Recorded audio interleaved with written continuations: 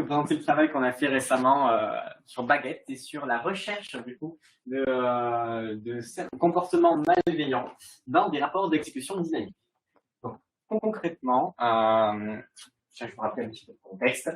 L'idée, alors on sait qu'il y a énormément, la menace malware est énorme. Voilà, je vous ressors des chiffres, ils changent pas beaucoup.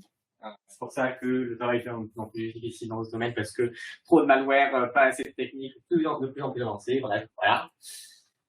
On peut en trouver dans à peu près n'importe quoi comme fichier. Vous serez surpris de tout ce qui peut contenir de malware. On a regardé dans le dataset, il y a plus, dans le dataset, on a plus d'une trentaine d'extensions de fichiers différents. Bref, voilà, c'est assez intéressant. Dans le domaine de l'analyse de malware, il y a deux grandes familles d'approches. L'analyse statique qui consiste, on a un fichier, on regarde son code et on essaie de comprendre ce qu'il fait à partir de ça. Ou l'analyse dynamique où on exécute le fichier dans un environnement contrôlé et on regarde ce qui se passe. Et nous, dans notre étude, on s'intéresse au malware Windows. On travaille sur une plateforme qui a des VM Windows. C'est pas beaucoup, un système de sandbox assez commun. Donc, je ne vais plus vous détailler notre pipeline d'analyse. L'idée, c'est qu'on a un échantillon, on l'envoie dans une machine virtuelle qui tourne sous Windows, et pendant ce temps, Coucou va surveiller plein de trucs, tels que les appels API que le malware fait, les ressources qu'il demande, la mémoire, ce qui sera rentre et sort de la machine par le réseau. Et à la fin, une fois qu'on estime que l'analyse est terminée, Coucou nous ressort un rapport JSON, un format JSON qui contient de manière assez brute tout ce qu'il a enregistré. L'idée, c'est que dans notre domaine, à peu près tous ceux qui font l'analyse dynamique vont utiliser un rapport comme ça ou un truc assez similaire, peut-être d'une autre plateforme, mais l'idée, c'est qu'il y a énormément de données brutes utilisables et qui sont utilisées donc, pour plein de tâches, que ce soit des tâches plus typées machine learning ou un peu plus pratiques d'analyse. Le problème majeur avec ça, plusieurs problèmes majeurs avec ça. Déjà, ces rapports sont extrêmement denses, mais pas en fait utilisables tel quel par un expert, c'est complètement illisible. Autre chose, le contenu est très dépendant de la plateforme, ce qui est normal vu la tâche que l'on fait qu'on exécute sur une plateforme, mais il y a certaines choses qui n'ont pas de raison de l'être en soi. Et il est très difficile de comparer tous ces papiers ensemble parce que, par exemple, déjà, dans ce rapport qui contient des tas de formes de données différentes, tout le monde n'utilise pas les mêmes données. Et en plus, souvent, ce qu'on partage, c'est des datasets de malware, de binaires exécutables. Et le problème, c'est que quand on lance un malware d'une fois à l'autre, ça ne fait pas la même chose. Donc, on ne peut souvent pas produire des résultats juste parce que un serveur de contrôle est mort, par exemple, des trucs comme ça. Et partager des rapports, ça ne se fait pas beaucoup. Donc, en fait, cet énorme fossé qui sépare ce qu'on produit en réalité et tout ce qu'on peut en faire, on va essayer de résoudre ce problème. De dépasser. On va exactement se poser la question, comment est-ce qu'on peut représenter, stocker, analyser et gérer des bases de données de comportement.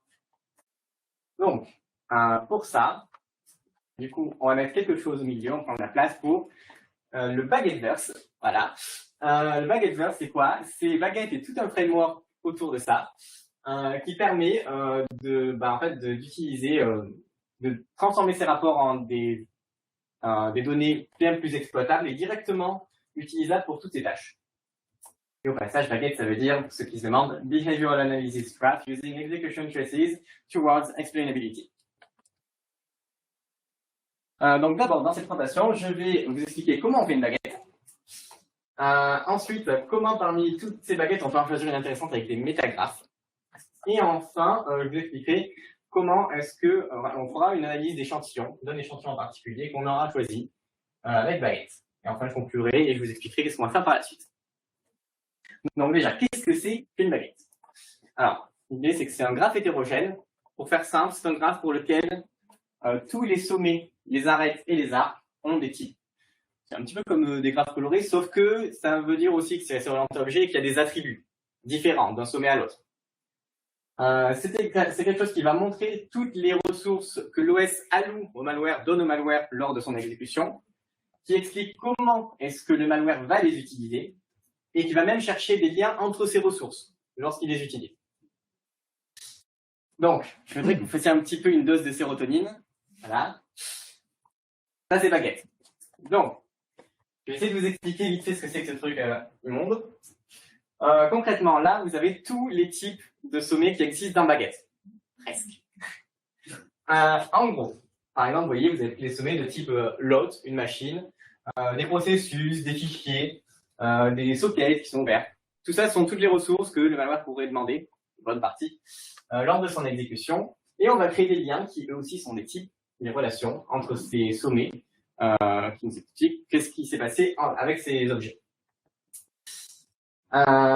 Donc, pour faire la baguette, ça c'était les ingrédients. Maintenant, il y a 3 phases pour faire la recette. Première phase, il faut construire ce qu'on appelle l'arbre d'exécution, c'est ce qui trace l'histoire du malware. Puis interpréter tous les appels API, en tout cas ce qu'on peut interpréter. Et enfin, il y a plusieurs phases de raffinage de la baguette qui sont des transformations globales à la chaîne qu'on enchaîne les unes après les autres. Et on a monitoré tout ce qui se passe le long de l'exécution. On veut tout remettre dans l'ordre. Donc pour ça, ça commence par un sommet de type hôte, qui est la machine elle-même qui fait tourner l'expérience, qui va avoir plusieurs processus fils, ce que beaucoup lancent directement, dont le processus du malware, et on retrace en fait toute l'arborescence des processus à partir de là. Pour chacun de ces processus, on va également afficher leur thread, et pour chacun de ces threads, on va afficher les séquences d'appels API qu'on a enregistrées, indépendamment pour chaque thread. Donc, une fois qu'on a fait cette étape, voilà, première étape, on n'a fait que cette partie-là de baguette. Donc, c'est tout ce qui est lié à l'exécution. Deuxième étape, l'interprétation des appels API. Ça, c'est un truc extrêmement diversifié. On va faire plein de traitements différents selon le nom de l'appel système, quelle fonction on appelle. Donc, l'idée, c'est qu'on va prendre tous les appels système par ordre chronologique global et on va faire une action selon ce que c'est qu'on appelle. Exemple, ici, j'ai 2 séquences qui s'exécutent en parallèle. Les appels sont alternés dans l'ordre temporel. Qu'est-ce qui va se passer? Je vais prendre par exemple le premier appel, create file. Ce truc, ça, c'est juste pour ouvrir un fichier. Le créer ici, il n'existe pas. Ça va donc créer le système va donner un descripteur de fichier, une handle. Donc, on va créer un sommet de type handle. Voilà. Et ça travaille sur un fichier qu'on n'a pas encore vu. Donc, on crée également un nœud fichier. OK. C'est tout ce qu'il y a à faire avec cet appel-là. Prochain appel, open file. En vérité, c'est la même chose. Donc, il y a également un descripteur de fichier et on va dire qu'il travaille en fait sur le même fichier. Pas la peine de créer, on va juste créer un nouveau lien. Voilà. Prochain appel, set get file information. On ne sait pas ce qu'il fait. C'est juste un appel extrêmement complexe qui a des tas de flags qui ne sont pas documentés. Baguette ne l'interprète pas. Donc, on le zappe. On en zappe plusieurs jusqu'à ce qu'on interprète un nouveau quelque chose. Write file. Celui-là est assez compliqué. Ce qui est passé est assez compliqué avec. Donc, il y a un descripteur de fichier qui est lié avec. En fait, c'est H1. Il utilise H1 pour écrire un fichier. Ce qu'on va faire, c'est qu'on va créer ce qu'on appelle une diff node, un des nœuds les plus complexes qu'on ait, et on va écrire dedans, chaque diff node a un log de toutes les opérations effectuées sur un objet. Donc là, par exemple, on va lire dans l'appel, on sait que c'est une écriture, et on sait qu'il écrit l'offset 0 un certain buffer. Voilà, on stocke cette information dans le log de la diff node. Et après, il y a plusieurs objets qui ont des diff nodes, pas que les file handle, il y aura aussi le fichier lui-même. Donc, ce sera exactement la même chose. On met la même information. Prochain appel, voilà, ce sera un read file. Okay. Donc, c'est lui qui va lire quelque chose. Même chose, il n'a pas encore de diff node, on en crée une. Et on met les informations qu'on a dedans. C'est que c'est une lecture, un certain offset et un buffer peut-être différent. Et pareil, on va mettre à jour également le fichier parce qu'ils travaillent tous les deux sur le même fichier. Donc, ça, c'est une des transformations que l'on va faire. Ça fait partie des quelques interprétations qui sont possibles. Il y en a sur à peu près tous les types de ressources que vous voyez pour les types de baguettes. Et à partir de là, il ne nous reste que quelques trucs par-ci par-là, encore manquants à faire pour construire complètement la baguette. La dernière étape, qui est en fait composée en plein de sous-étapes. Alors, j'en détaillais une. En gros, l'idée, c'est qu'à chaque fois, on fait des transformations globales à baguette. Donc, l'exemple, c'est les diff nodes. Pour l'instant, on a pour chacune d'entre elles plein de logs de toutes les opérations qui ont été faites dessus. Nous, ce qu'on voudrait, c'est être capable de regarder les données d'une manière globale, extérieure. Ne pas se demander quelles sont toutes les opérations qui ont été faites, mais qu'est-ce qu'on a écrit, qu'est-ce qu'on a lu dans chacun des objets des références. Donc, par exemple, on va construire, pour chaque diff node, en fait, dans tout le graphe, on va construire un read buffer, c'est-à-dire une représentation virtuelle d'un fichier, et on va écrire dedans, en fait, tout ce qu'on sait. Par exemple, la première opération, c'est un read allo7.0, donc on va écrire allo7.0 dans ce fichier virtuel, ce qu'on a lu. Ensuite, il y a un autre read, allo764, donc on va se placer au bon endroit et on va réécrire quitte à écraser ce qu'on avait déjà lu. Et on fait ça pour chacun d'entre eux. Ça, du coup, c'est une des étapes spécifiques au diffnode, il y en a plein d'autres. Donc, à ce stade, du coup, les contenus des diffnodes sont remplis, on sait quelles données elles ont lues, écrites dans les objets correspondants. On va calculer des grandeurs numériques, telles que par exemple l'entropie de ce qui a été lu ou écrit. Et donc, par exemple, un truc intéressant qu'on peut faire, c'est recolorer les diffnodes en fonction de l'entropie. Parce que ça, c'est une bonne donnée qui nous indique quel genre de contenu a été transféré. Par exemple, on voit que dans les 3 diffnodes roses, il y a une très forte entropie, alors que dans celle-là, il y a une très faible entropie. Ah, ça, c'est une première transformation. Ensuite, qu'est-ce qu'on peut faire? On peut les comparer entre elles directement, ces données. Par exemple, on peut voir que les 3 diffnodes-là ont un contenu très similaire. Donc, on va les relier entre elles. Ça a un sens. Ensuite, on peut même faire mieux que ça. Ici, par exemple, on a un fichier, une handle. Donc, on a ouvert ce fichier avec un seul descripteur. Ce qui veut dire que les opérations faites dans celle-ci, dans cette diffnode-là, sont exactement les mêmes, vu qu'on les rentre à chaque fois une par une. Donc, on peut les fusionner. Voilà.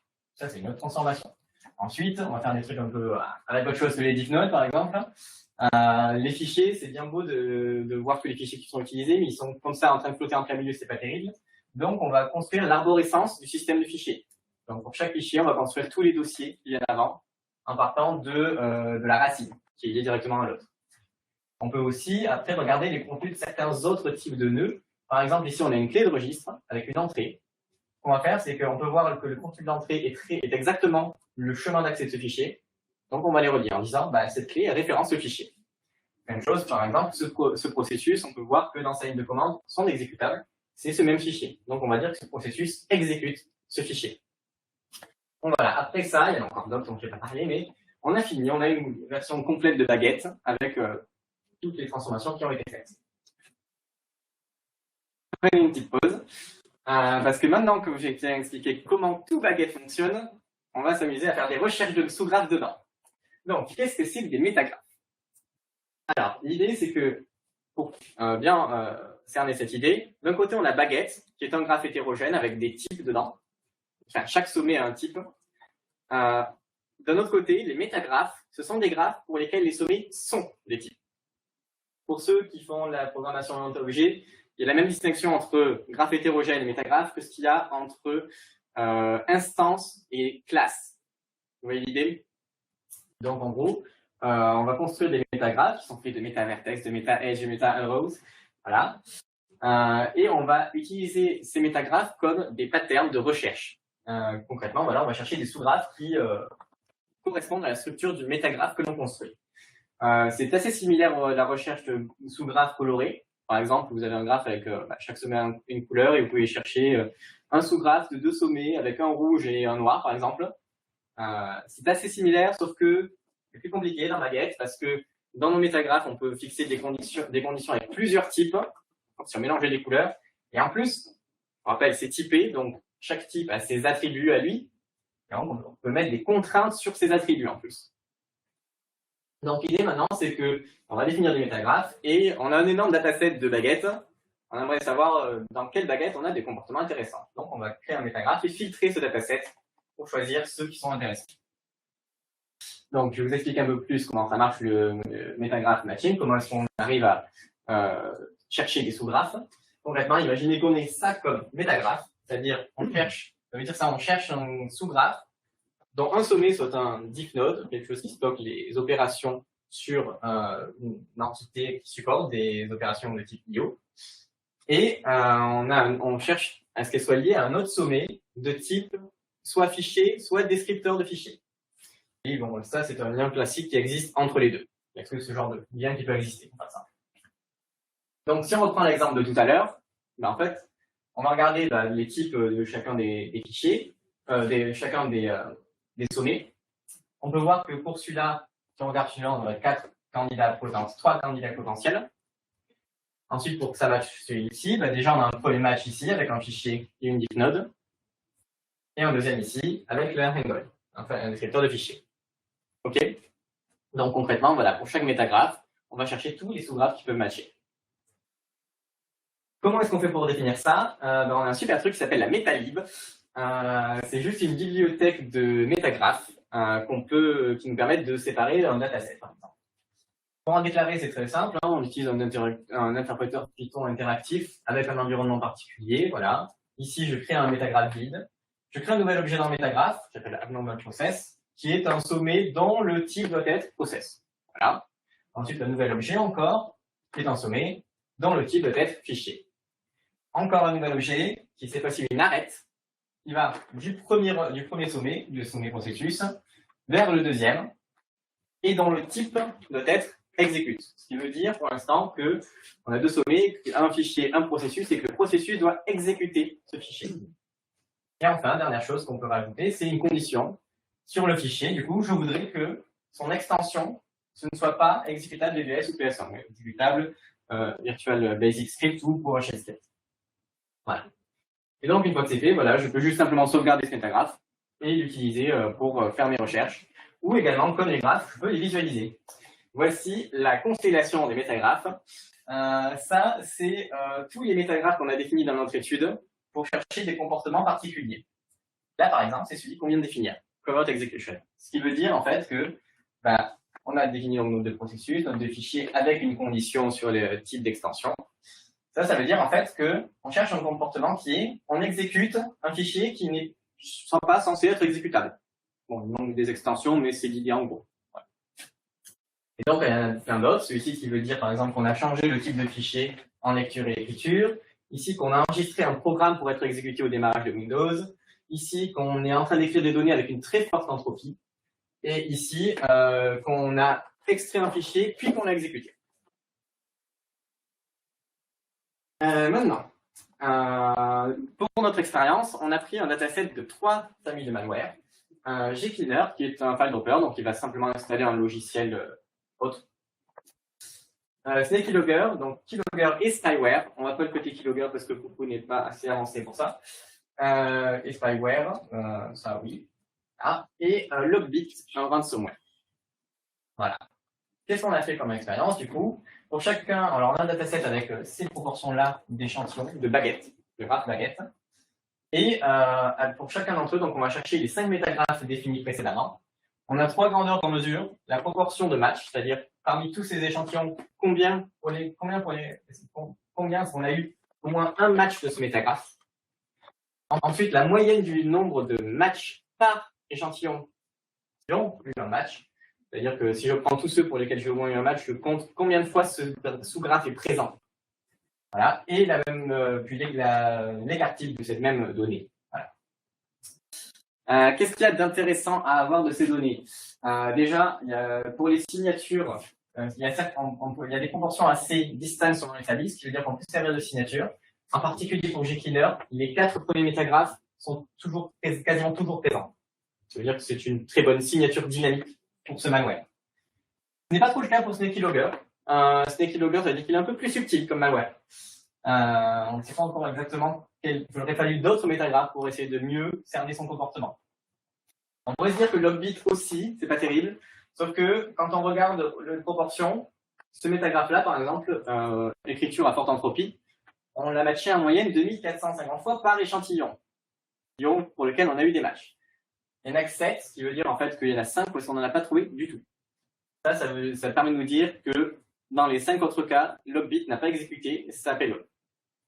Et qu'au contraire, dans les autres cas, pour un tel nombre de matchs, il y a eu un comportement très suspect. Sans compter qu'on voit qu'on a également des matchs pour les autres échantillons, mais on en a un en moyenne. Ça nous dit qu'en fait, ce métagraphe, il n'est pas super strict. On pourrait se dire qu'il y a du chiffrement dès qu'on le voit. Ben non, du coup. Parce que pour que ça arrive qu'une seule fois, c'est pas terrible. Là, par contre, il n'y a aucun doute sur ce qu'on va trouver. Voilà. Et donc, du coup, à partir de toutes ces données, ça nous dit on peut trouver un échantillon intéressant, une baguette qu'on va étudier parce qu'on sait qu'on va trouver des comportements intéressants. Par exemple, on va étudier cet échantillon Logbit. OK. Reposez-vous 2 secondes parce que maintenant, on va plonger dans l'analyse d'un malware. C'est parti.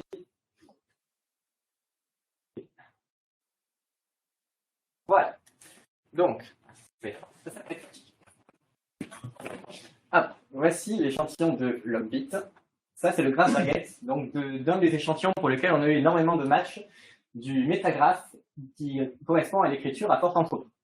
Alors, si vous regardez vite fait la structure, on peut voir plusieurs zones distinctes, assez distinctes. Déjà, il y a plein de zones vertes avec du rouge autour. Le rouge, c'est les métagraphes qu'on a trouvés. Donc, le comportement d'écriture à forte entropie. On voit bien qu'en effet, il y en a beaucoup. Cette zone-là, c'est une interaction réseau incomplète, on n'arrive pas à voir ce qu'il fait. Donc, voilà, mais à la couleur, en fait, on sait que c'est du réseau. Voilà. Et puis ensuite, il y a plein de petites zones, là, un petit trait rouge, on ne sait pas trop ce que c'est, voilà. Des zones, voilà, d'autres, des différentes zones qui sont assez spécifiques du comportement, des différents comportements. Je propose déjà de zoomer sur les trucs rouges. Comme ça, on va voir. Alors.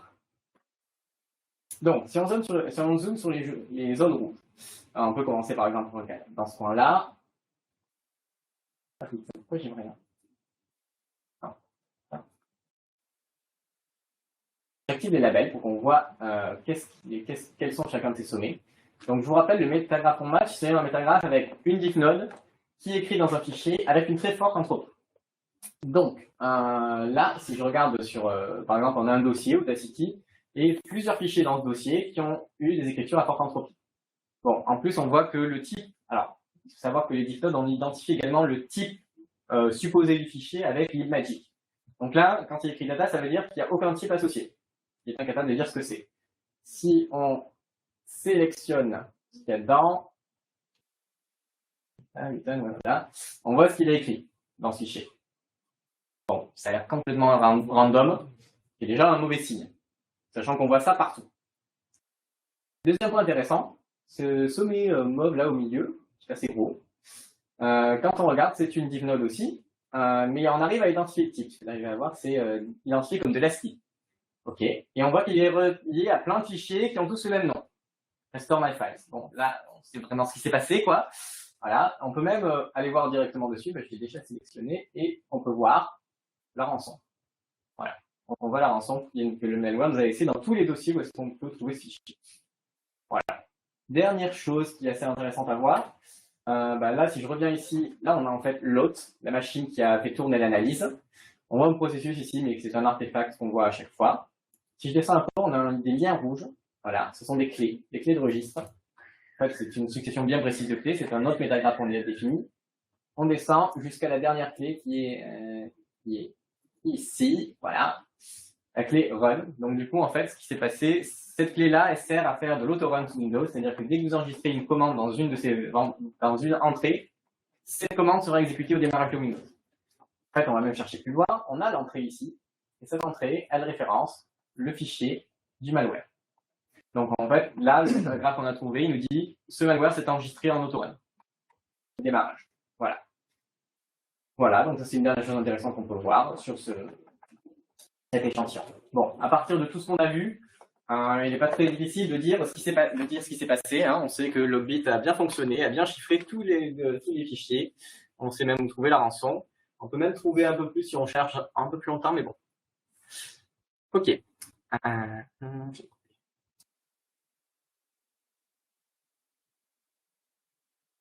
Ok. Donc voilà. Donc ça conclut notre présentation. Donc avec tout ça, on a vu que Baguette est capable, le format Baguette de représentation de comportement est capable donc de montrer tous les comportements qu'un malware peut avoir lors d'une exécution et d'une manière exploitable, ce qui change beaucoup par rapport à un rapport Coco, c'est utilisable à la main. Voilà. Les métagraphes qu'on définit, du coup, ils nous permettent de bien filtrer tout un dataset de Baguette, trouver exactement les comportements que l'on souhaite trouver.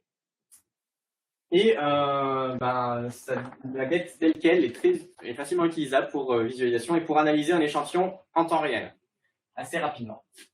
Donc notre idée, c'est que le framework de Baguette peut être utilisé dans le domaine de l'analyse de malware assez efficacement.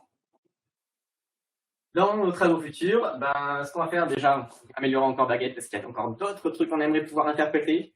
Rendre ça également un peu plus propre. Voilà. On aimerait intégrer aussi de la LTL, Linear Temporal Logic, ou une autre forme de langage pour pouvoir décrire des métagraphes sans avoir à le faire à la main, c'est-à-dire juste littéralement en anglais ou en français, écrire une phrase qui décrit un comportement et créer automatiquement un métagraphe à partir de ça. Plus important encore, on aimerait être capable d'apprendre des métagraphes automatiquement. Créer un modèle d'IA qui nous permette de trouver des métagraphes qui, par exemple, séparent bien un jeu de données. Donc, apprendre des comportements. Et dernièrement, on aimerait bien aussi faire un détecteur ou un classifieur de malware basé sur Baguette. Donc, prendre une entrée D grâce Baguette. Et on veut trouver deux choses dessus. Un, que ces graphes sont plus robustes aux attaques adversariales. Attaques adversariales, c'est des attaques sur des modèles de machine learning qui servent à modifier légèrement, qui consistent à modifier légèrement des entrées pour obtenir des sorties complètement différentes. Pour des malwares, faire croire que ce ne sont pas des malwares. Et montrer que, vu que Baguette est une organisation d'assez haut niveau, c'est bien plus dur de le tromper. Et deuxième point, on aimerait faire du transfer learning, c'est-à-dire, par exemple, on veut apprendre à reconnaître une famille de malware sous une plateforme, et dès que ce malware est porté sous une autre plateforme, c'est toujours capable de le reconnaître, parce que Baguette utilise des objets qui ne sont pas liés à une plateforme. Processus, sec, et tout ça. Voilà. Donc voilà, c'est à peu près tout ce qui est planifié pour le moment. Merci de votre attention.